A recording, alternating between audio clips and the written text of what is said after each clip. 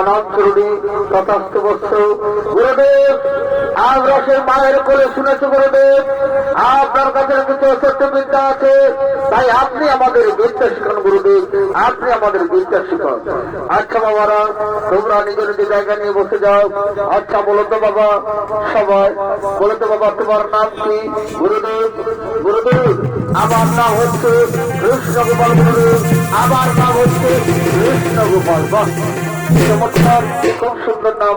আচ্ছা বাবা, তুমি বলো তো তোমার নাম কি? গুরুদেব আমার নাম হচ্ছে বলরাম। গুরুদেব আমার নাম হচ্ছে বলরাম। আচ্ছা বাবা, তোমরা দুজনে দিকে এসো, দুজনে দিকে এসো। বলো তো তোমাদের নাম কি কি? গুরুদেব আমার নাম হচ্ছে সুদামা। গুরুদেব আর আমার নাম হচ্ছে শ্রীরাম। গুরুদেব বাহ, খুব সুন্দর। তাই তোমরা বিদ্যা শিকার জন্য এখানে এসেছো, তাই তোমাদের একটি প্রশ্ন তুলে ধরি। বলুন বলুন গুরুদেব, আপনার কি প্রশ্ন? আচ্ছা বাবারা, তোমরা মন দিয়ে শোনো। পাখির পায়ে হরিনাম কেবল শুনেছিল, ত্রেতা যুগের কথা হই কে জানে না বলে। অযোধ্যার আকাশ পথে পাখি যখন উড়ে চলে গেল, সেই সময় পাখির পায়ে হরিনাম কে?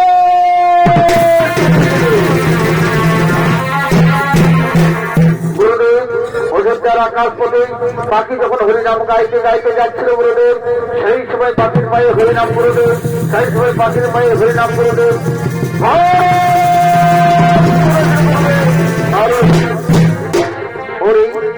হরে পুত্রগণ, আজ আমাদের আশ্রমে সেই রান্নার কাঠ শেষ হয়ে গেছে। তোমরা জঙ্গলে চলে যাও, জঙ্গল থেকে এখনই কাঠ সংগ্রহ করে নিয়ে এসো। আচ্ছা মাতা, আর বিলম্ব করো না মাতা। এই না বাবারা, তোমরা চলে যাও জঙ্গলে, আর জঙ্গল থেকে তাড়াতাড়ি কাঠ সংগ্রহ করে নিয়ে আসো। যাও, চলে যাও জঙ্গলে।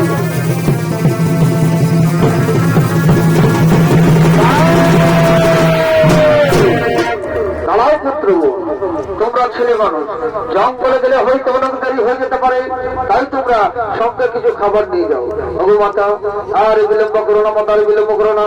তাও এই নাও, এই না বাবারা, সঙ্গে খাবার সঙ্গে নিয়ে যাও, আর তাড়াতাড়ি জঙ্গল থেকে ফিরে গেল তাড়াতাড়ি। আসে মাতা, আসে আসে মাতা,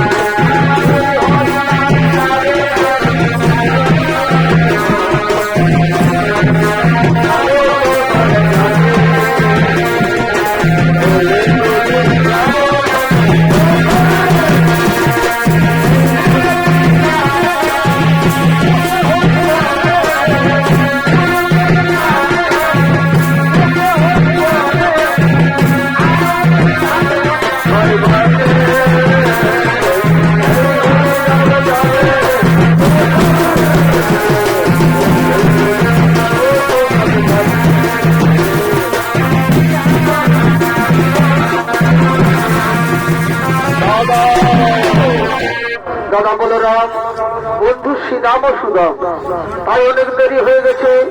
চলো আমরা কাঠ সংগ্রহ করে গুরু আশ্রম ফিরে চলে যাই। এদিকে মেঘের গর্জন শোনা যায়, শিলাস ও বজ্রপাত এক্ষুনি নেমে আসতে পারি। চলো ভাই, চলো আমরা কাঠ সংগ্রহ করে গুরুর আশ্রমে চলে যাই।